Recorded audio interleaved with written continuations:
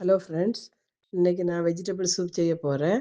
Vegetable soup செய்வதற்கு ஸ்டவ்வில் ஒரு பேன் வச்சு 2 டேபிள் ஸ்பூன் பட்டர் போட்டு கூடவே 1 டேபிள் ஸ்பூன் ஆயில் ஊற்றி சூடானதும் கட் பண்ணி வச்ச கார்லிக், ஜிஞ்சர் சேர்த்து ஃப்ரை பண்ணி அது ஃப்ரை ஆன உடனே கூடவே கேபேஜ், ஆனியன், காலிஃப்ளவர் எல்லா வெஜிடபிளையும் சாட்டை பண்ணி இதுக்கு கூட கிரேட் பண்ண கேரட்டை சேர்த்து அதுக்கு கூட க்ரீன் பீஸ், ஸ்வீட் கார்ன் எல்லாத்தையும் போட்டு லைட்டாக வதக்கி 1/2 ஸ்பூன் உப்பு சேர்த்து கூட 5 கப்பு தண்ணி ஊற்றி கொதிக்க விட வேணும்.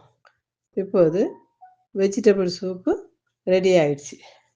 அதோடு 2 ஸ்பூன் கார்ன்ஃப்ளவர் மாவை எடுத்து 4 டேபிள் ஸ்பூன் தண்ணீர் ஊற்றி கரைச்சி வச்சு அதுக்கு கூட ஊற்றணும். ஊற்றினா அது கிளாஸி லுக்கு கிடைக்கும்.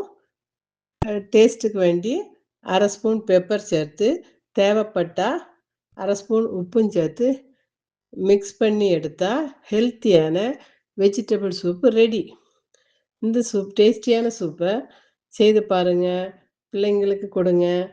லைக் பண்ணுங்கள், சப்ஸ்கிரைப் பண்ணுங்கள். தேங்க்யூ.